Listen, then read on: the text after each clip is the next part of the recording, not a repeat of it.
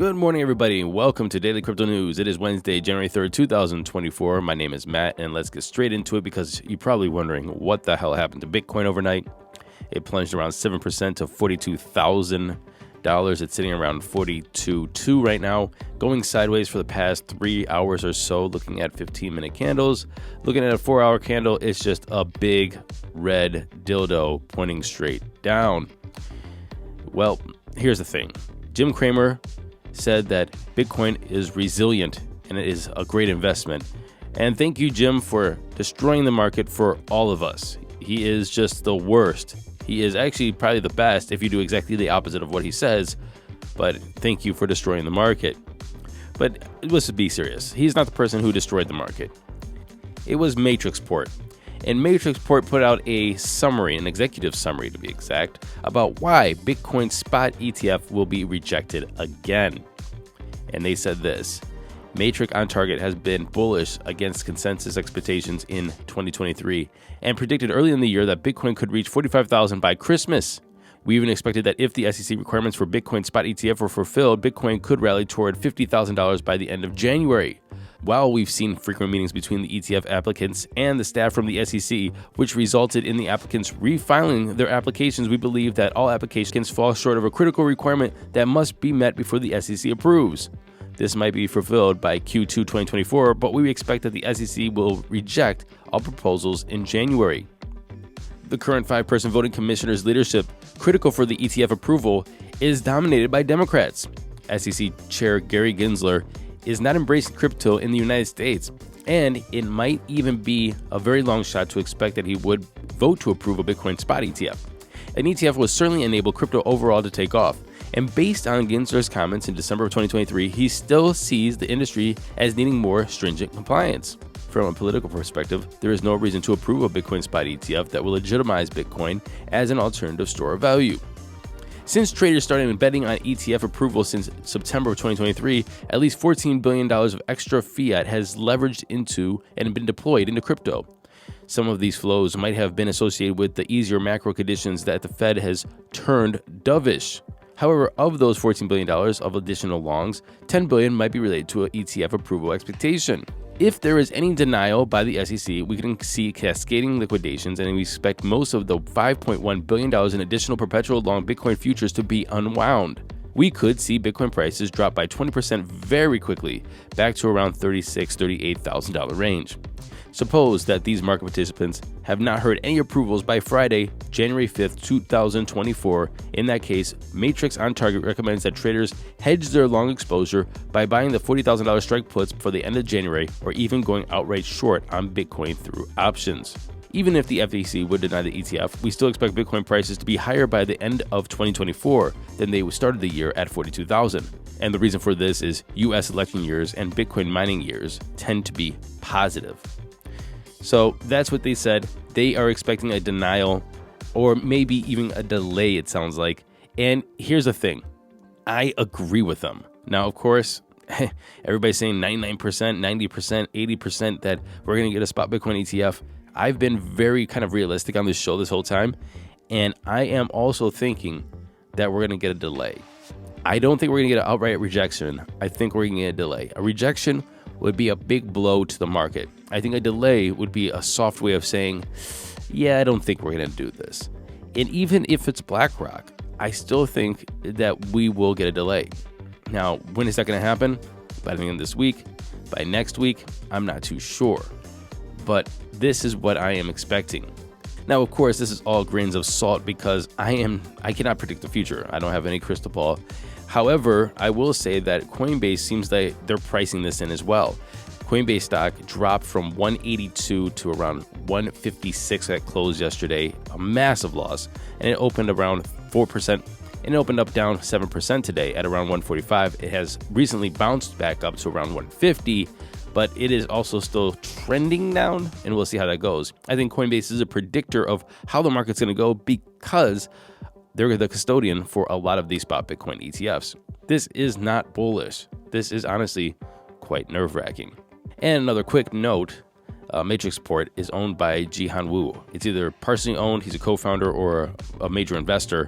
But Jihan Wu is a part owner / investor of Matrixport, who just wrote this article that I just read that is being very bearish on the spot Bitcoin ETF. And Jihan Wu, if you don't know, is the owner of Bitmain, the world's largest supplier of Bitcoin mining rigs. And so you take that information and do what you will.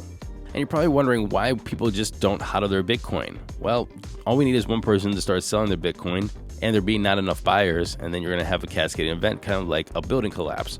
One floor falls on the other, falls on the other, falls on the other, until there's enough support at the bottom. And if somebody sells at 42, well, and there's not enough buyers at 42, it's going to go to 41 because there'll probably be sellers at 41. There's stop losses around the way. And hopefully everybody has a stop loss. Again, conversely, have a limit order as well. Make sure you are buying the dips. Don't just sell on the way down. You can also buy on the way down. Exchanges do have that option too. Meanwhile, at Meta Lawman, he tweeted this, and I thought this is a very good insight. If the SEC were to deny all spot Bitcoin ETFs, the applicants would immediately sue, and the DC Court of Appeals would again rule that the SEC was arbitrarily and capricious. The SEC gave every reason they had for denying Grayscale's Bitcoin ETF, and they lost. I expect multiple approvals on January 10th, so there's a bullish right there. However, a delay would not have this same effect, and I think that's very important to know. And just because we're a little bearish today, we saw a big sell-off. We went from 45 down to 42, which I kind of knew was base. This is kind of where the resistance is. Michael Saylor, who is the executive chairman, old CEO of MicroStrategy, he began to sell $216 million worth of stock options of the company on Tuesday, according to a regulatory filing with the SEC. Saylor said during his MicroStrategy's third quarter's earnings call that he plans to sell 5,000 shares per day over the course of the next 4 months, which would add up to about 400,000 shares of invested options through April 26. And he's going to do this. Why? Well, because he is bullish. He is a mega bull. He's exercising this option to allow him to address personal obligations as well as to acquire additional Bitcoin to his personal account. And in some other news, we just can't talk about Bitcoin spot ETFs all day, even though this is going to be the dominant news until we get some kind of clarity. According to crypto analytics firm CryptoSlam, Solana NFT sales tallied about $366.5 million worth in December. We're going to compare that to Ethereum, which tallied around $353.2 million.